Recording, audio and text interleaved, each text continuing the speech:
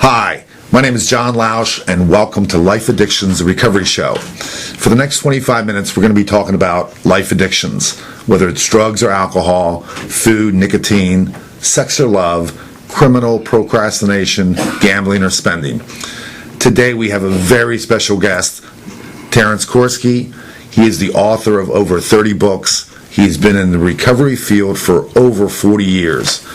I tell you what, every week we just get incredible guests. We've had the former Deputy Drug Czar on, Dr. John Connolly, just some great people in the recovery field. Terence has got to be at the top of the list. Terry has talked to over 1 million people around the world about addiction, about self-help. And Terence, why don't you introduce yourself? Tell us a little bit about yourself, a little bit about your background. It's a pleasure to have you. Well, thank you. My name's Terry Gorski, and I've been in the addiction field actually since November of 1969, when I stumbled on to take a job as a psych tech on a psychiatric unit that treated alcoholics, and ended up working under one of the people who became a leader in the field, Richard Weedman, who wrote the first standards for hospitals about 12 years later for alcoholism treatment. And I started in the field just as the whole field was growing and expanding, because government policy was to treat addiction as an illness or a disease. So you must have been in your late teens? I started when I was 19. Yeah, that's okay. I started when I was 19. And interestingly enough, for the first 2 years of my career, I was... outside of work, I was a heavy drinker and showing the early signs of alcoholism. Okay. But the training I was going through, Richard was just a marvelous trainer. He taught us all about addiction, and of course I said, boy, if I ever had that, I'd quit. But then he did a thing where he would break you up into groups of 3, and each person would have 2 people evaluate their real use of alcohol and other drugs. And this was in the 1970s, when people were smoking grass and all of this. Right. So one of the things I was raised with was this core principle of honesty. I'm honest. It was just driven into me. But I also knew how I needed to answer the questions in the evaluation so I didn't have a problem. And I found I had to lie on 5 or 6 questions. I didn't have a really advanced problem. I mean, when I did get into recovery, I had the most boring story in the world. So it was like the beginning stages of alcohol addiction. It was the early stages, right between the early and middle stages of addiction when I stopped. Now, because of that era, was there any like marijuana use, or yes, and marijuana use was. It's very interesting. Marijuana use was... it was pretty common back then. It was very common. It was very common in the 12-step community, because nobody really understood it. You had alcoholism, and then you had drug addiction. And drug addiction meant heroin addiction, the street heroin addicts. Yeah. And we didn't have tons of better living through chemistry. We had... We were just getting into Valium was just coming out. They were beginning to have suspicions that, first of all, Valium was the cure for alcoholism. If you just get those blood Valium levels high enough, the alcoholism goes right away. But it took about 7 to 10 years for doctors to begin discovering that there's a cross addiction going on there. Yeah. And then as big pharmaceutical companies begin to get into better living through chemistry, they begin getting more and more and more of the potentially addictive drugs. What a development with the recovery and how we look at things. I remember when my mom got remarried, my stepfather was an alcoholic. But he had a car crash on the same block of our house. He must have ran into 3 cars, totally bombed. Never got a DUI, never got arrested. I mean, we've come a long way, haven't we? Yeah, in many, many different areas. Here in Florida, Dr. Blount, who is up in Jacksonville, he's the gentleman who actually started awareness of the dangers of drunk driving when he was at the University of Florida up there, and he had to start it as a project designed to reduce lethality of automobile crashes, and then he showed that drunk drivers were more likely to die in automobile crashes. And Bill told that story, and I don't think anyone's ever asked him to tell it before in one of the classes I taught at the Florida Summer School last year. And it was just absolutely amazing how he had to kind of trick people from a traffic safety into seeing that drunk driving was a problem. It was a safety factor. And again, this was back in the 70s? Yeah, this was back in the 70s and the 80s. And you begin taking all of these different tracks that move through and developed, and then you begin to see when the government began really getting heavy-handed in shifting the government from a public health policy of addiction to a criminal justice policy of addiction, and that's when the real drug problems begin to erupt, because when there's heavy punishments for being sick, the sick people dig deeper in, they develop better camouflage. The addictive subculture, a gentleman named Bill White has a beautiful book on the subculture of addiction and how it operates. And we have a $40 billion underground drug economy that's operating, and everything that we have in the socially sanctioned culture is replicated in the drug culture. There are drug doctors who are down there helping people with things. There's emergency care. If somebody's overdosed, there are ways you deal with it. And if you understand the drug culture and you look for it, you can take an addict and blindfold them, drop them into a strange city at midnight. By 2 o'clock they're connected, and they can get their needs met. They social, friendship, sexual, economic. And there are rules of operating that take place, but because of as it got more and more criminalized, it started to really overlap with criminality. So you begin having not only the people interested in using drugs recreationally, the drugs needed real criminal minds in order to be able to navigate the police and set up the drug distribution. So you brought your antisocial, psychopathic type of criminals into this. And then it started getting violent, and if you study the history of handgun proliferation, the spreading of handguns in the culture, that came directly from the drug trade.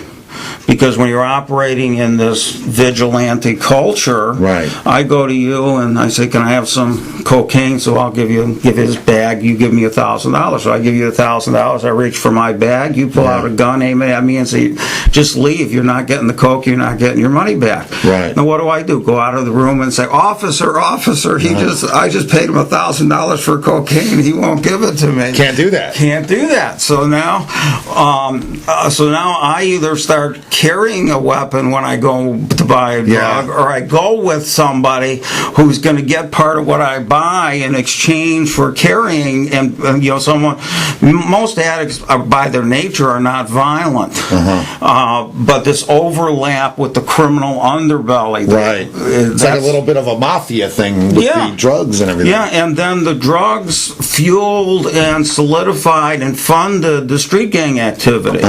So the street gangs became organized primarily around drug money, and so as the criminal justice task forces, the FBI, was going after organized crime, the traditional criminal families, the criminal mafias, they really didn't want to get into drugs because And you see that in the movies. Yeah. Like in, what was it? Godfather, Stay Away from the Drugs, Godfather 1. Yeah, and because they could see the harm that would do, and they could particularly see what would happen to some of their own members of the family who would get drug involved. And they said, well, number one, we don't want to spread this, and if we're selling it, it's going to be more available to people in our organization. We don't want that. Right.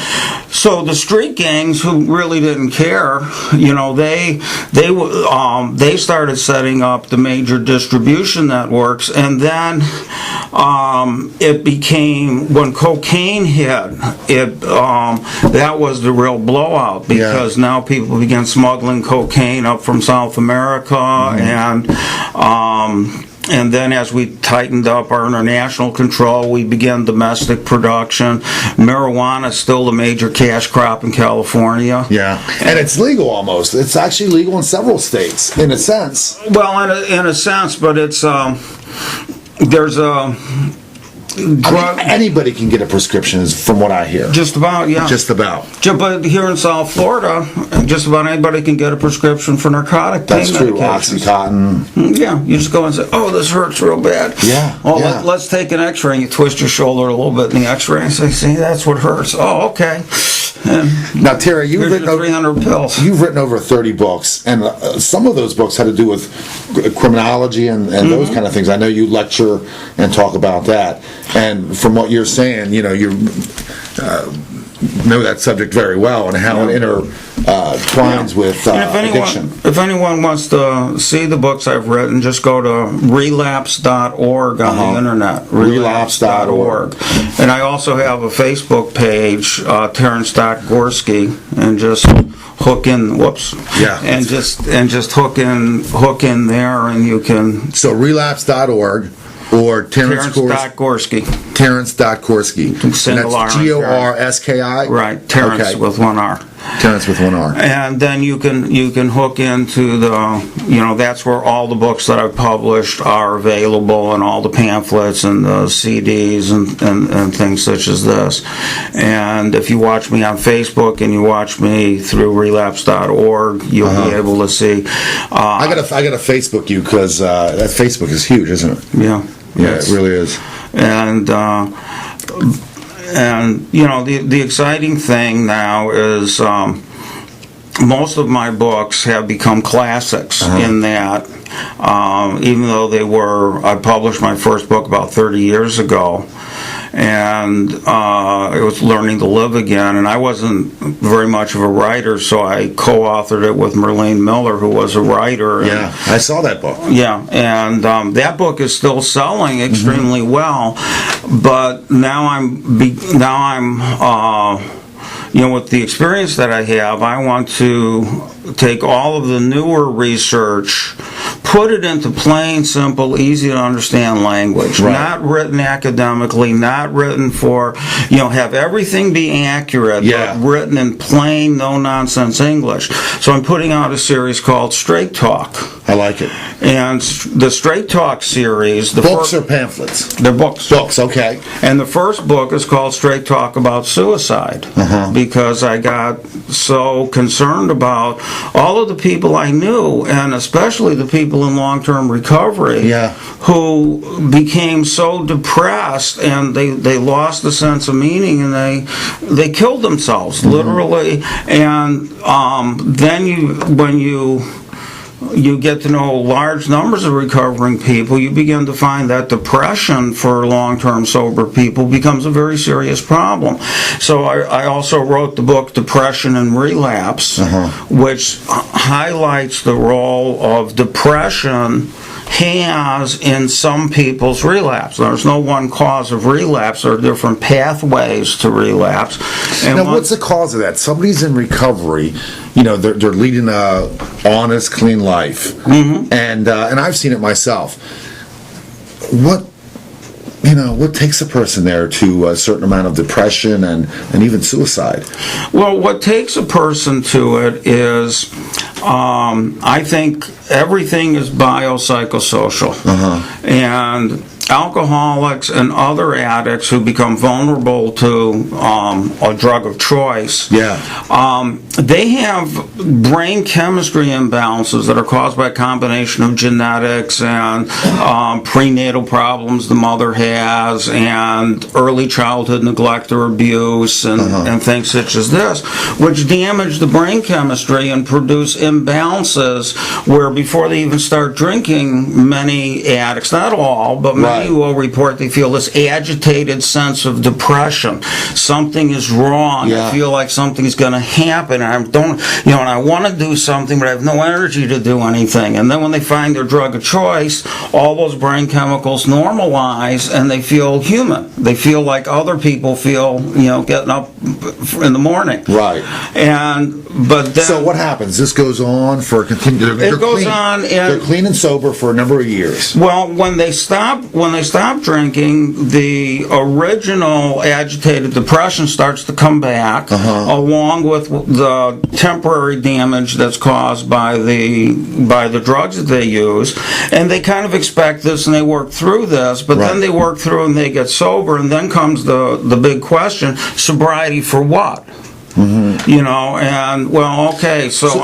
what do you introduce? Do you introduce a purpose, more exercise? There's a number of things, right? Well, first of all, addicts really lack living skills. They don't understand the idea: get up in the morning, make your bed, have breakfast, schedule your life. They kind of live spontaneously with no structure. So their diet's terrible, their health maintenance is terrible, their exercise habits are terrible. And so you can really help people take care of that. To build like an infrastructure for their own life. To build a structure for their life. And the hardest thing is to convince them that normal human beings do these things even when they don't feel like it.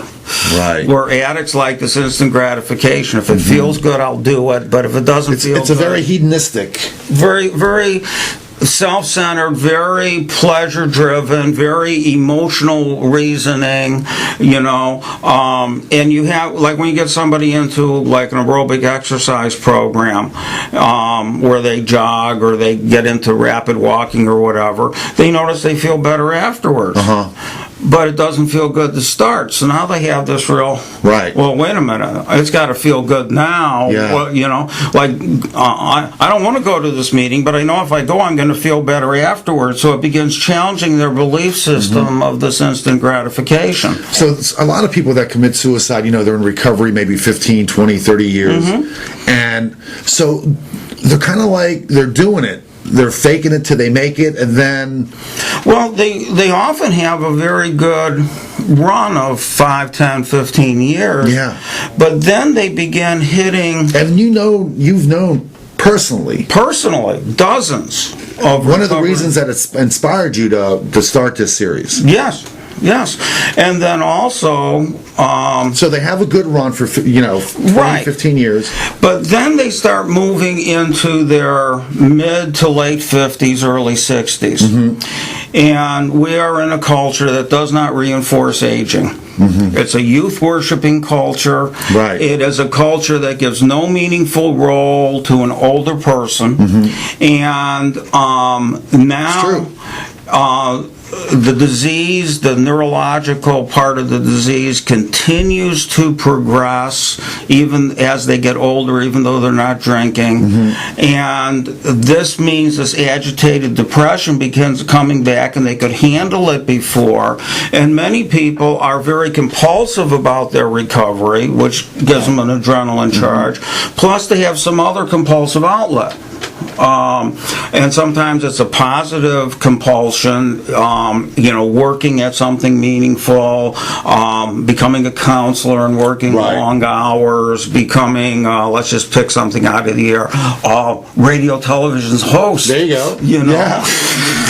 And this psychs them up and gets their energy levels going, and they feel good. They feel this sense of excitement and this sense of meaning and purpose in what they're doing. But then as they get older and their ability to produce the adrenal corticoids, which are the adrenalines and their testosterone levels go down.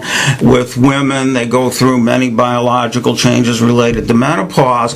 This triggers them into a stage of life that, number one, they don't understand. Number two, they feel ashamed of because they shouldn't be getting this way. And number three, society gives them no role to play. They don't value the wisdom, that people have assembled, and old people tend to get discarded. And you're given two visions today. 2011, you have two visions of aging. You have the AARP model, which is you get in a camper van and you spend your whole life navigating the southwestern United States, camping out. Not a bad life, I got to tell you. Being healthy and jogging through the mountains. Now that, in reality, is an extremely small percentage of the people, 60 plus. And then you have the feared nursing home model, where you gradually decompensate. You end up in a nursing home with Alzheimer's disease. And that is also a relatively small percentage of the population. Then you have all these other people now. The majority of the people. 55, 60 plus. They lose a purpose in life. They lose a direction. And there's no reinforcement for what they do. If they're in a job. Now, we're in South Florida, so we have a lot of senior citizen facilities. And, and I visit them, several of them, for different reasons. But, the big thing is playing cards. And that gets after a while, though. That takes you so far. Most of the people I know who have retired, they're looking forward to playing golf and playing cards and being part of their bridge club. And within a year, 2 years at most, they're back knocking around. What can I do? I'll volunteer. I've known successful businessmen who retired, and they say life is short. I hear that all the time. Life is short, but really, life is long. Well, when you're doing something that you find meaningful and purposeful, and you have something in your life that you want to accomplish, life is short. But when you feel like your time has come and gone, you can always reinvent yourself.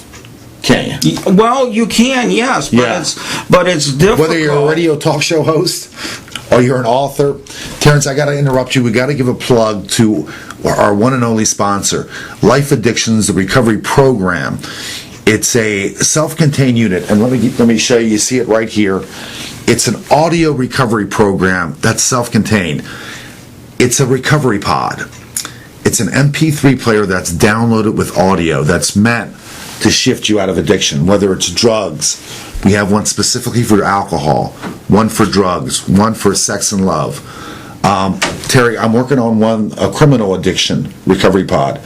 The U.S. court system here in South Florida has actually looking forward to the model coming out. But I would love to have you on it. I'd love to be on it.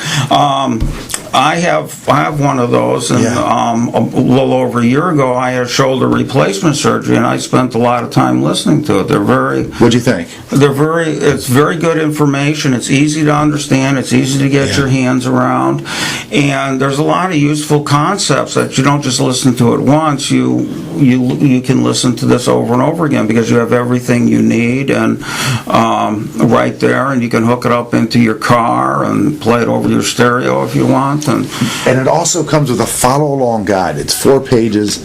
It's laminated. I don't know. It's very tough for people in active addiction to read a book and to comprehend. So that's one of the benefits. You just put your earplugs in, turn it on. You can multitask with it, like Terence said. Put it in your car. Really a great way to recover. If you're listening, if you have a family member, even if you're in recovery, people that have been in recovery use this. Just to sustain. We're just talking about the same thing. They're in recovery 10, 15, 30 years, and they lose sight. This is a great product. If you yourself or a family member, call this number, need this product, 717-991 888-999-4755 or lifeaddictions.com. It's called the Recovery Pod. It's under $100. And if you're listening now, the first person that calls me at 717-991-4755 is going to get a free recovery pod. Your choice, drugs or alcohol. What was that number again? Right. You've got one already. But you got the alcohol one, I think. I would like to, have you get the drug one and listen to it as well. Terence, I got to ask you this question. We only got about a minute or so left. And real quick, how do you get a person to stop using and abusing drugs and alcohol?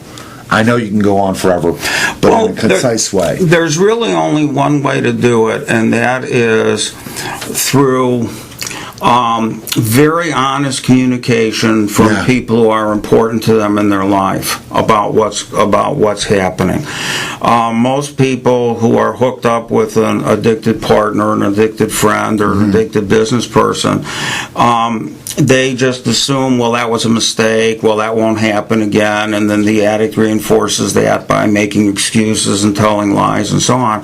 But what you need to do is separate your emotions from the facts of what happened, and you need to pick the person in a moment when they're sober and say something like, John, I know that this show is really important to you, but are you aware that you've been late 5 times and that you've missed the show twice and that the show is going to be in jeopardy, and I know this is not you and you wouldn't be like this if you weren't drinking or using drugs or whatever. That's the essential communication that has to go on over and over again, and not cleaning up the mess for the person. The person pukes all over the bathroom, leave it there, and then in the morning, look at what you did last night. Right, so honesty and showing the person the consequences, because they may be in a blackout or they may be in very strong denial where they don't want to see this.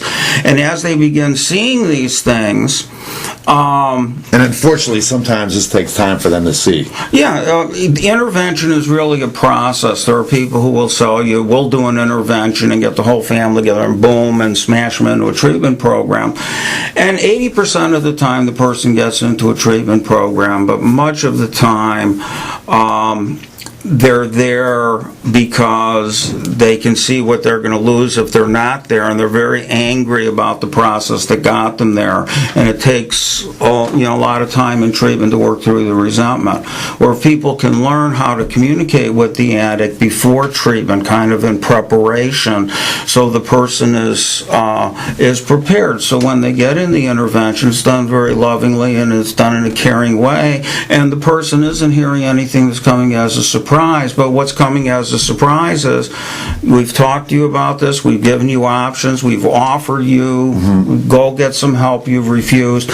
Now we're at the point where we need you to do this. And then if they don't do it, then you have to say, well, we can't support you in the way we've been supporting you any longer. Terence, that's a great answer. And just give them your phone number, website one more time so they can get a hold of your products. My books are www.relapse.org,